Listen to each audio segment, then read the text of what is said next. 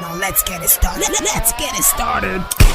Play ball! Mikel Arteta's Arsenal trashed Sporting Lisbon away in Portugal. That game ended 5-1. That was a fantastic and wonderful showing by Arsenal. They dominated that game, scoring in almost every chances they got. Odegaard is back and Saka is firing. Okay, guys, if you look at that game, it wasn't expected, because if you look at the last game, even though Amorim is not there, but the last game they won against Manchester City comfortably. Not comfortably, they won against Manchester City. Now everybody was thinking, okay, probably the same. And if you look at that from the last game, they scored first. Man City scored first, and they came back to trash them. But Arsenal scored first, scored again in the first half in 3-0. Then second half they conceded early. Then they scored 2 more goals. What do you make of how the way Arsenal had been playing in this game and probably in the last game? I think it's all thanks to Odegaard being back, because you could see that he is not a system player. I'll say this for a fact. He is the system. Yes, because look at the way Arsenal played without Odegaard. I'm not saying Saka, if his feet doesn't score the goals, but look at the way they play, because it's all about the effort everybody puts in. Look at the way they play when he's available, and look at the way they play when he's not on that pitch. You can see that there's something missing. There's a spark missing in the Arsenal style of play. There's a spark missing in the Arsenal's attack.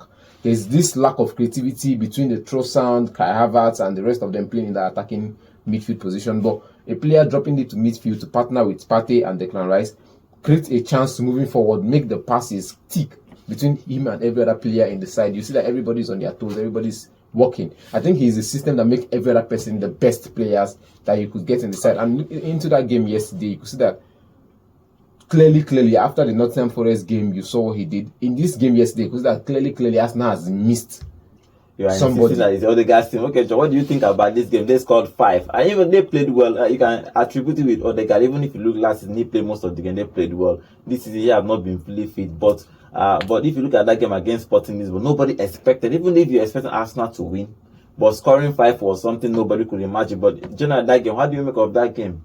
For example, I think it was a game Arsenal were destined to win. A lot From of people, the first whistle. Yeah, from the first whistle, it was a game Arsenal was destined to win.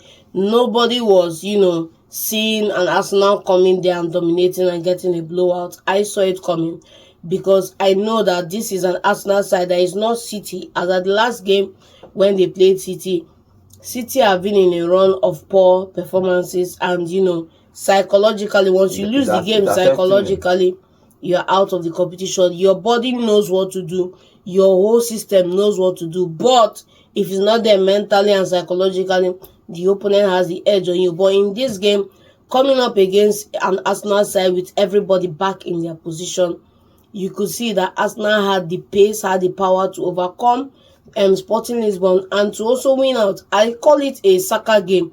This is Sporting Lisbon versus Saka FC, because all you need to know that this is a Saka FC is go look all the passes, directions.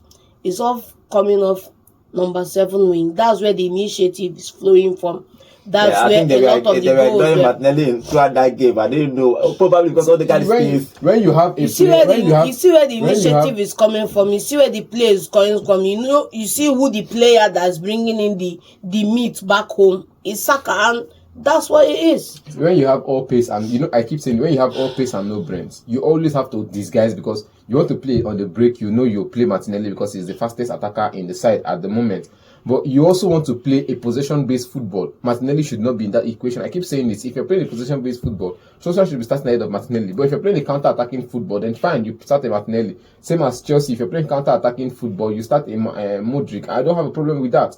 But against a Sporting Lisbon side, we're expecting them to play a counter-attacking football at some point, because we saw how Sporting Lisbon won their last game without Amorim, 6-0. You get? So in this game, nobody expected a blowout, because I would say I expected a draw, at least. Everybody died for the field. They played 2-2 draw.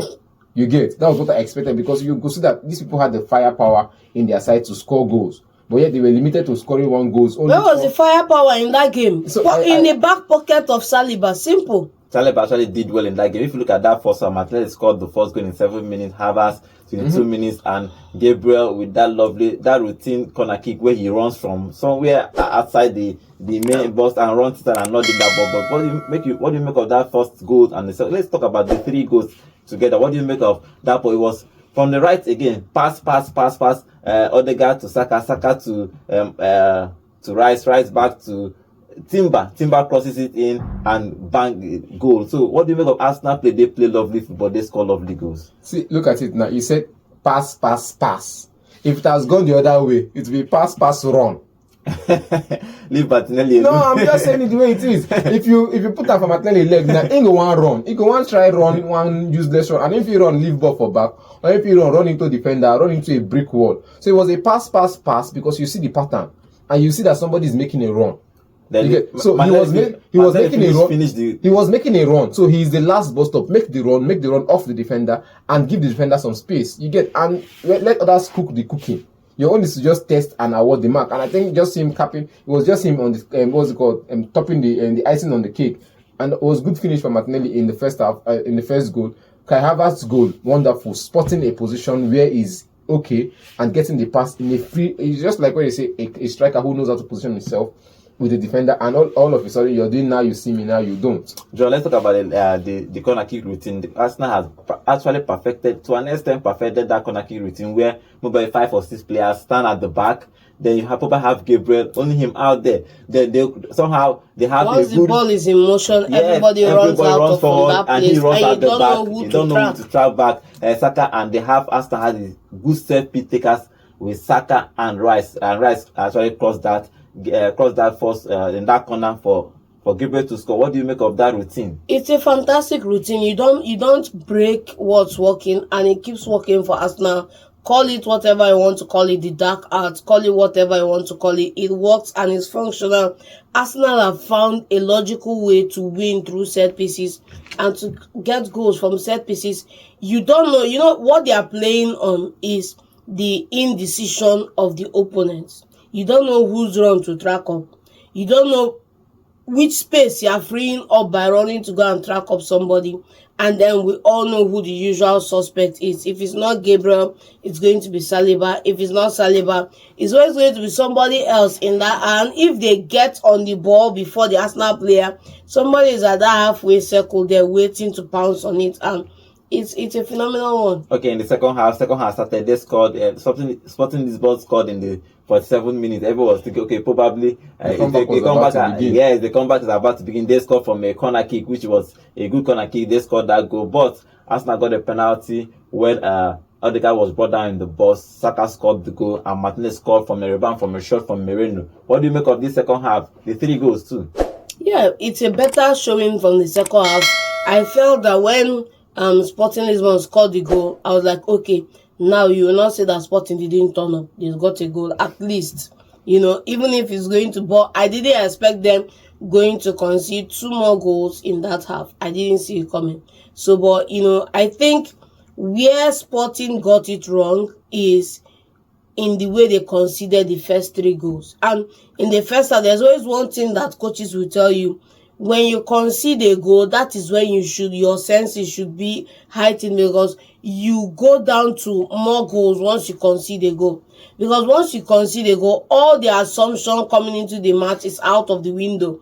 The most important action should now be preventing a second one, defending, and then soaking up pressure, and then now going on to attack the game. And they made that mistake in the way they conceded the other 2 goals. And then coming into the second half, scoring that goal and then going to letting more.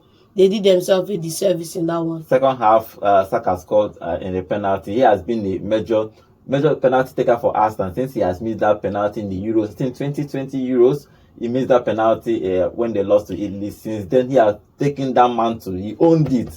And he has scored almost all his penalties. And he delivered again in a Champions League night. Well, good game for him. I would say he's a good player. He's a star boy. I won't take a star. I'm not even give this person credit. I'm not give this person good. Once you're good, you're good. And taking a penalty, I think it's one of these things Arteta has done so far that I so much appreciate. He knows how to how to motivate his players. Even when you lose confidence in yourself, he knows how to put it back in you. That even if you lose confidence in yourself, you should get your confidence back. And I think taking away the mantle from Odegaard and perhaps Declan Rice and any other person that could possibly take the penalty, and maybe Jorginho on the bench, he took it out from whoever wants to take the penalty and say, see, you improve on this. And I think in training, he's been improving on it in training as well, getting himself acquainted with the positioning of the goalkeepers and how to score a better penalties. And ever since then, the penalties keep getting lovely. like lovelier by the day. Okay, the final goal, Moreno was introduced for Rice. He had a shot, after 18 shot that was keeper kept out, but the rebound fell to Trossard. He nodded that ball in to give Arsenal the 5th goal. Okay, let's talk about Arteta. Now, he started building what Arsenal has been crying out for. What Arsenal saw the last 2 years, they have started again. And if you look at last season, around this time, they started improving again from after dropping some points. Now, do you think that they have a chance to win this Champions League? The Champions League? Yes. They let them see who they are playing in the knockout stages. Then we'll start into that debate. But for now, the next game is just who they are going to play, and I think they should build on it game by game. I don't want to talk about the finals. The finals is far. And if they drop against a Barcelona in the knockout stages, or they drop against a Real Madrid in the knockout stages, or they drop against a Liverpool who is still unbeaten in the Champions League in the knockout stages, what are you going to say about that? Okay, John, what do you think? You can't rule Arsenal out of being in the conversation of the Champions League, especially this season. Now, I don't care what you're high on, you can't rule them out, and that's the team Arteta is building. Nobody expected them to come into this game and win it. Like, nobody expected them to go and get the results they've gotten so far this season. And for all your detractors against Arsenal FC, the key players that were missing are back, and the side is in full power. Everybody's playing fine. Everybody's getting on fine. I think Arsenal have what it takes now to first fight into that top 8 position and then go up in this season. They can get it. If they miss out on the Premier League, they should not miss out on the Champions League. Arsenal have actually won the Champions League ever in their whole club history. So until final. So let's see if Arteta can do this magic for them. They won that game 5-1. It was a good showing. After Sporting Lisbon trashed City in their previous game, Arsenal came to Lisbon and trashed them 5-1. So let's see what Arsenal and Arteta will be doing in this year's Champions League.